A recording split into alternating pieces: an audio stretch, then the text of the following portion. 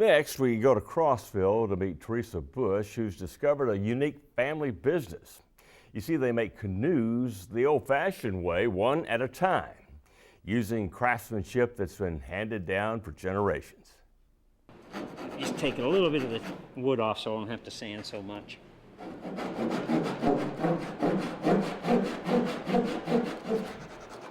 You'll be amazed at how many little jigs are in this shop. Handed down from Grandpa. My dad figured out the easier way to do it. Randy Pugh is carrying on a tradition far from where it originated in Merrimack, New Hampshire. His grandfather, L.H. Beach, started building canoes back in 1954 in his garage. For him, it was just another way to have fun with wood and make a little money. I knew him for about 4 years before he passed away, and he was just this old gentleman that loved to tinker, make anything from bowling pins on a wood lathe to snowshoes to axe handles, and he just always had an idea in his head he put into, and he's mostly a woodworker, so everything he did went into wood. And the Merrimack Canoe was his biggest thing he ever did. Then Randy's father, Lem Beach, inherited the business. It was dormant while he served in the Navy.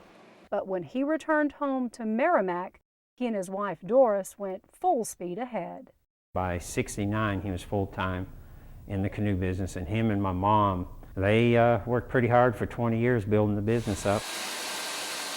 The children pitched in, and that's when Randy, just a teenager, realized he wanted to carry on the family business. I started building boats when I was 15, and at that time I just was doing it because it was there, and it was a job I could do, you know, that my dad paid me, and if I wanted a day off, it was easy and I couldn't be fired. I got married when I was 20, and by the time I was married, it was something a little more important. You know, you always look back over time. I wish I'd sat down with Grandpa a little more and talked to him, or let you think of that later, but at least I do have something to carry on for him. The family got tired of the severe winters and moved to Crossville in 1972. Then in 1989, Randy's dad retired and he took over. It does feel good to actually be doing something, say, yeah, my grandfather showed me how, my dad showed me how, and I've got a grandson I want to show how. And it makes a lot of difference in just leaving an 8-hour day shift in a factory that produces 2,000 to 3,000 canoes. It does make it really, it makes it worthwhile. It makes you feel like you're accomplishing something. The company is smaller now. Randy and Scott Hale build the canoes. Randy's father strings the seat. That's a skill he also learned from his father. If I had $1 for every one that I strung, I'd be a millionaire, I think. He got me started. I sat on a chair opposite from him and just watched how he was doing it, and I followed right behind him. And Randy's mother sews the accessories. In all, they make 2 one-of-a-kind canoes each week, and that's just the way they like it.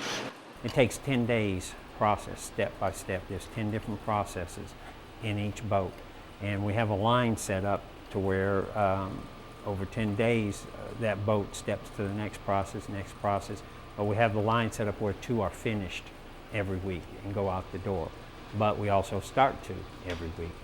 While Randy does make more canoes each week than his father and grandfather, there is one thing that has always stayed the same: the basic design. All Merrimack canoes consist of a fiberglass composite hull with cherry ribs. That was his grandfather's idea. He didn't like the looks of a solid fiberglass canoe. The ribs are put in the boat for stiffening the hull. They're not just there for decorative. But that's the one thing that nobody else does. There's a lot of folks out there that'll build Kevlar, carbon, or fiberglass canoes, but nobody else uses the wooden ribs inside, and that's what makes our boat stand out. Each canoe is constructed as the order comes in. You won't find a warehouse full of canoes just waiting to be sold. And even though he's been doing this since he was a teen, Randy says there is always room to grow.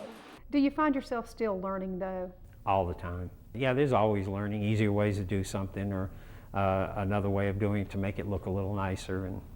And that's everything from our brass painter ring on the end of the boat to the little brass medallion we put in the boat. Randy, his father, and Scott sign and number each canoe. It's a pride thing. Also something that's been handed down from generation to generation. Well, I hope they think it's going to last them for the rest as a family heirloom. When you buy something that is a little bit specialer than something you're going to see on everybody's car when you go to the lake, it's a special type of person that wants to spend this little extra money to get something that not everybody has. Randy says he's hopeful his grandson will carry on the family tradition. He's certain his grandpa would be very pleased with the success of Merrimack Canoe Company, and that the canoe he designed is still, after all these years, wanted by enthusiasts across the country.